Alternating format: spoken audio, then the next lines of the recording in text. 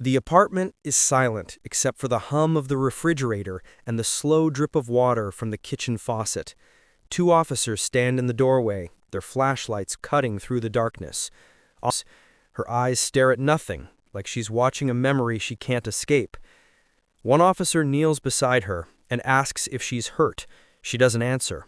12 hours earlier, the same woman was standing in front of a slot machine, surrounded by strangers cheering her name. She had just won $475,000. So how does a night that starts with financial freedom end with a homicide? Before we go deeper, tell us where you're watching from in the comments below. We'd love to hear from you. And if you're new here, click that subscribe button so you never miss any of our upcoming videos. But the real story started long before that jackpot. It started in a marriage that was already broken. Adonna worked as a 911 dispatcher in a small town outside Charlotte. She'd been doing it for almost 15 years. Every shift brought a new crisis. It was exhausting work, the kind that follows you home. But home wasn't much better. Her husband, Marcus, was 43. They'd been married for 11 years. In the beginning, things were good. But over the years, something shifted. Marcus became distant. Money started disappearing from their joint account. When she asked where it went, he'd get defensive. The silences at dinner grew longer. The space between them in bed grew wider.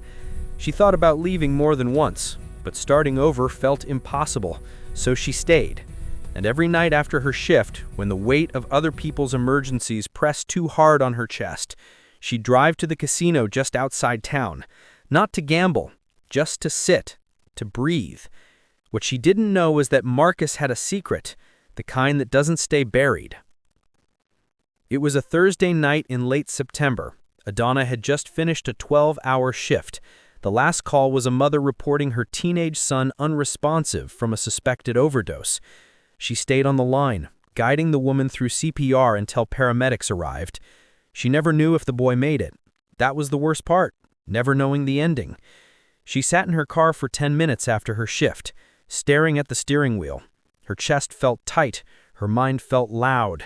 She needed to go somewhere, so she drove to the Riverbend Casino. She found an empty machine near the back corner. She had a $20 bill in her pocket. She fed it into the machine, pressed the button. Nothing. She was about to cash out when the machine made a different sound. Bonus round activated. The reel spun faster. Symbols lined up. The machine erupted in lights and alarms. People nearby turned to look. She thought maybe she won $5,000. Then she saw the number. $475,000. Her vision blurred. Her hands went numb. This was it. This was her way out. She could leave Marcus, pay off the mortgage, start fresh. For the first time in years, she felt hope. But she also felt fear, because she knew the moment Marcus found out about this money, everything would change. What Adonna didn't know was that Marcus hadn't been going to work for the past 3 months. He'd been let go from his sales job, but he never told her. Every morning he'd leave the house like nothing had changed. The money he'd been pulling from their account wasn't for bills, it was to cover debts. Marcus had gotten involved with a sports betting ring, not the legal kind, the kind run by men who didn't forgive unpaid balances. He won a few times and thought he had a system, so he bet bigger and lost bigger. By the time Adonna won that jackpot, Marcus owed $43,000 to people who didn't take checks. One of them had shown up at the house while Adonna was at work, told Marcus he had 2 weeks.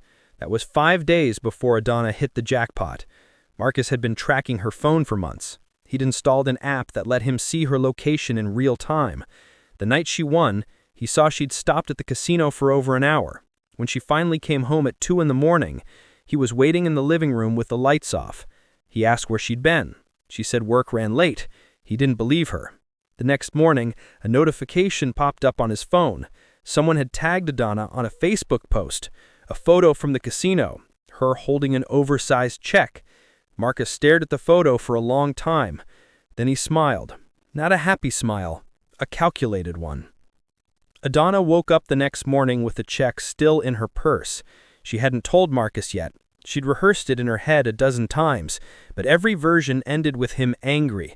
When she came into the kitchen, Marcus was already there, drinking coffee. He looked up and smiled. Too cheerful, too smooth. Then he said something that made her freeze. So, I saw something interesting online last night. Saw a picture of you at the casino, holding a pretty big check. Her throat tightened.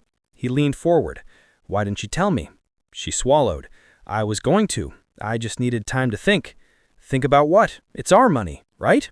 She nodded, but she didn't believe him. He walked around the table, put his hand on hers. Adonna, this money could change everything for us. His hand felt too tight. His words felt rehearsed. She pulled away. I need to go to work.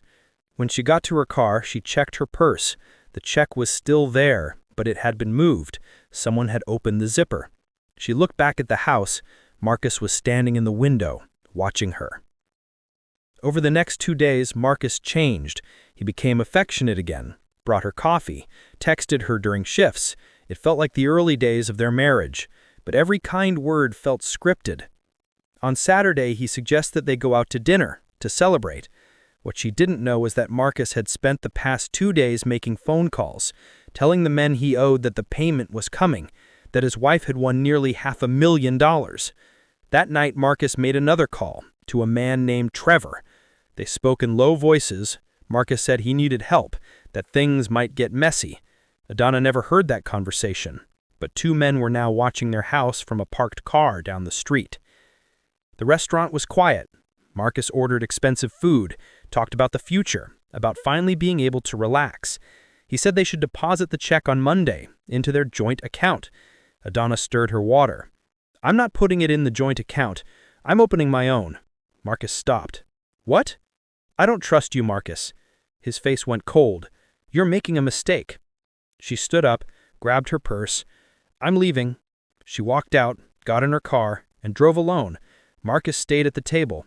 Then he paid the bill, got in his car, made a phone call.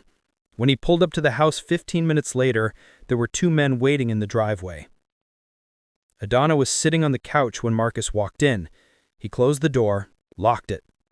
Where's the check, Adonna? She didn't answer. He grabbed her purse, pulled out the check. This is mine. You hear me? Mine. She reached for it. He shoved her back. She stumbled. Something inside her snapped. She lunged at him. He pushed her again, harder. She fell. Her head hit the coffee table. She tasted blood. There was a heavy glass vase on the side table. She grabbed it, swung it. It connected with his head. He dropped. She swung again, and again. She didn't stop until he stopped moving. Then the room went silent. She dropped the vase. Marcus wasn't moving. She backed away, pulled out her phone, dialed 911. I need help. I think I hurt him. I think he's really hurt. Police arrived within 6 minutes. Marcus was alive, barely. He died 3 hours at the hospital. Detectives took Adonna into custody. The medical examiner found Marcus had been struck 7 times.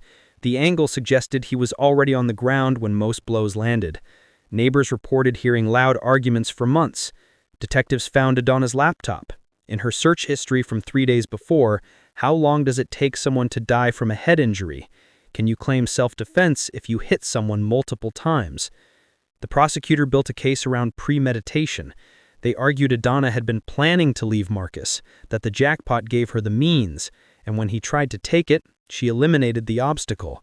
The 2 men outside the house were never found. No proof they existed.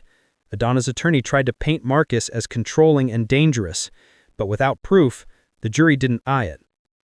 The trial lasted 3 weeks. The jury deliberated for less than 6 hours. Guilty. Second-degree murder. Adonna's knees buckled. She sobbed. The judge sentenced her to life in prison with the possibility of parole after 25 years. As she was let out, she turned back one last time, whispered something no one could hear, then she was gone.